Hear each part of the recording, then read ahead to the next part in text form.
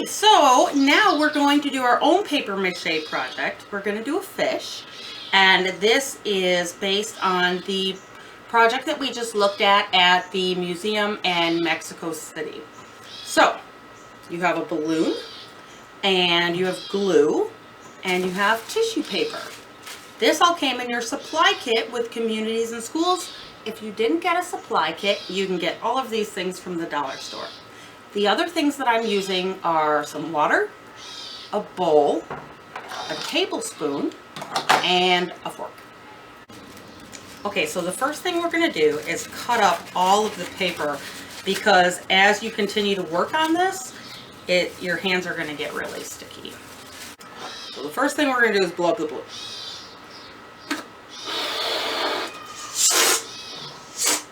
Alright, I'm pretty happy with that. It doesn't have to be super big, but it's up to you. You're the boss. Alright, so we have our balloon. The next thing we're going to do is make our paper mache paste. So, I'm going to take a tablespoon of water, put it in the bowl, and I'm going to squirt some glue in it, like way more than a tablespoon. It's about 3 parts glue to 1 part water. So right now it looks like that. Okay. So I'm going to use a fork to kind of mix it up. Alright, now if there's anything else that you were going to use for this, I would put a little newspaper or something to protect the table that you're working on. So, I'm balancing my balloon on this cup here so it doesn't roll away. And I made a little pile of tissue paper. And I'm just going to get some glue on. I'm just using my fingers. Some glue on the tissue paper, not too much. And just lay it on the balloon. So I'll show you a couple, and then I'm going to repeat this. My fingers are getting pretty sticky already, but that's okay. And we do want them to overlap each other. And as I start putting the paper mache, the tissue paper, on this balloon, I'm thinking, I'm glad I didn't make it too big. And if I were you, I wouldn't make it any bigger than this.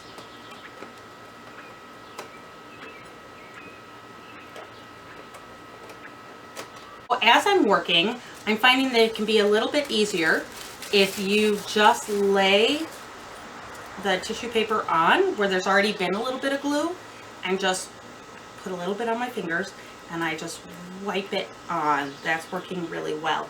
The other thing is, it would be really nice to have access to a little bowl of water or maybe some wet paper towels that you could start wiping your hands off as needed. Okay, so I'm almost done here, and one more thing that I'm making sure to do is to overlap the pieces, which should be pretty easy because they've been cut unevenly. So I just put this here, so now I'm going to put this here. A couple more tips: you don't want it to be too wet because then it'll take a really long time to dry, and you don't want it to be too dry because otherwise it won't stick. And if some of the layers double up, it's such a thin paper that it's going to be okay. Alright, so here's my last 2 pieces, and kind of my goal here, remember that I had a pink balloon and I've used blue paper, so I have done enough when there is, I can't see the pink anymore. So you want to use plenty of tissue paper. Now, we're done for today with this project. We're going to let it dry. You can let it dry on an empty cup and maybe come back to it, you know, if you're doing this afternoon, let it dry in a cup, come back in the evening before bed and turn it over. Just make sure it gets a lot of even air. Then tomorrow we will be ready to decorate it. Okay, so this is day 2 of our paper mache fish project. I've been experimenting with the tissue paper that we're going to glue to this. There's a couple of things that I have figured out as I've gone, and you may want to use some of these solutions or make up some of your own. So what I first realized was that it was more fun to leave this on because we're not making a piñata. We're not making a piñata. We don't have to put anything inside of it. So we could leave this as a funny little fish mouth. The next thing that I figured out was when I first went to put the fins on the sides, they really makes it look like a pig. So if you start putting tissue paper on your balloon and you're inspired to make a different animal, go for it. All right, but in the meantime, what I'm going to do is add 2 little pieces on the side, on each side, and then I'm going to add some on the back. You may be able to improve on this design. I'd love to see pictures of how you figured this out. All right, so step 1. We're just going to cut out a kind of a leaf shape. Like this. Doesn't have to be perfect because we're just going to make it kind of crinkly anyway. So I've cut out a leaf shape from the tissue paper. It could be the same color, it can be different color, it doesn't matter. Alright, I'm looking at my fish. Alright, I think here and here is where I want them to go. Make a little mark here with my glue. Oh, I lost it. Alright.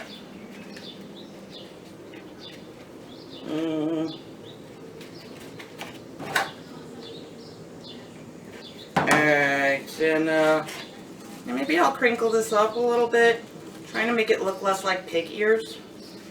Also, maybe if I didn't use paint, I don't know.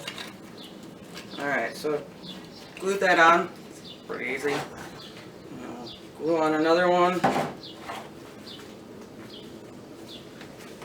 Oh, crinkle it a little bit, but not too much like a pig ear. Alright, so I'll do that on the other side as well. Okay, so I added the fins on the other side, just 2 of these leaf shapes that I crumpled up. And then I cut some smaller shapes. Make sure that you save yourself some time by folding the tissue paper over a couple times, and you can get a few shapes from one cut. So I just sort of smushed some of these on top. I made them a little smaller because I thought it was funny, but you can do it however you want. But some on top makes it start looking a little bit less, or a little bit more like a big chubby fish. So the last thing I'm going to do is add the tail fin. It's not going to sit, and that's fine. Alright, so got 2 sheets of the tissue paper here. I'm going to fold it over, and then I think, maybe I'll fold it over again. Just making this up as I go because it's more fun to me that way. Alright, so I'm going to make a design kind of like this. It'll be sort of a, let's see, what would I call this? Well, I guess this one's kind of a, looks like the partridge family. I think it's kind of a leaf with it still folded over.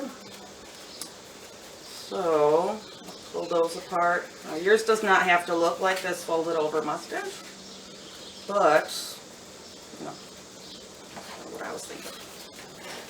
Okay, we are social distancing here for these projects, so we're outside, so it's a little bit windy, so if the tissue paper blows away, I guess it's for a good cause. Okay. Alright, so there's his little tail fin.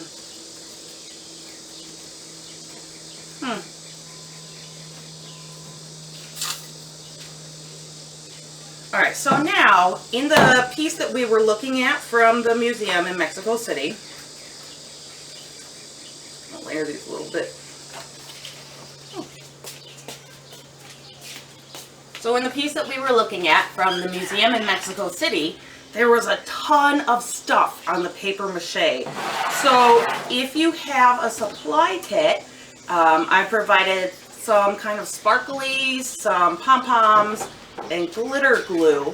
But I would encourage you to find little stuff around the house, like if you've got random Legos or little plastic figures or whatever kind of stuff you can find at the dollar store. Again, everything that I'm using here, they have at the dollar store. So we're going to use, I want to talk about unity and variety.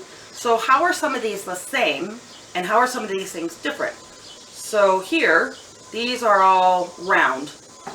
This is round, and I can make circles with this. That would also be round. How are they different? These are, let's see, just within this, they're all the same texture, but they're different colors. So they're unified by size, by texture, and by shape or form, because they're three-dimensional, but they're varied by color. These are all exactly the same. They're all the same size, the same shape, and the same color. So let's put some of that on here. Maybe some eyes. All right, so I'm just gonna use my glue. Put some, maybe let's put the eyes kind of to the side.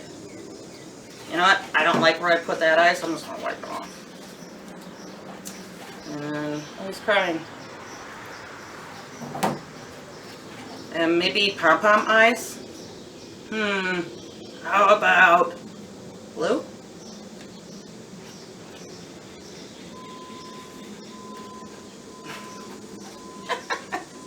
Oh, it's got eyes. And maybe I'll put some glitter glue on for a little pupil.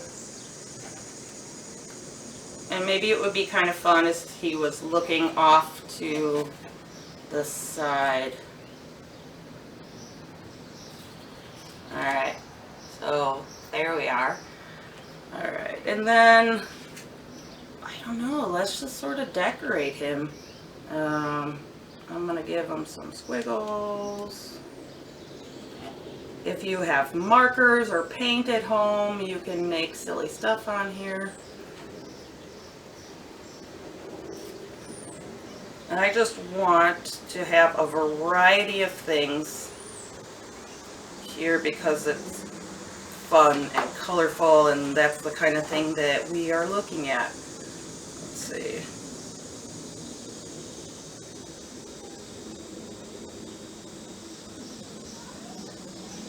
So,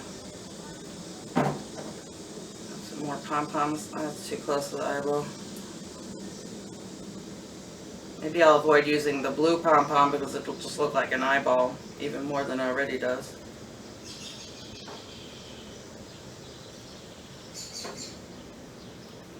Oops. There's no wrong way. And then maybe I'll put some of these guys on. But the point is, how much stuff can you get on this thing? How much variety of materials can you put on this fish?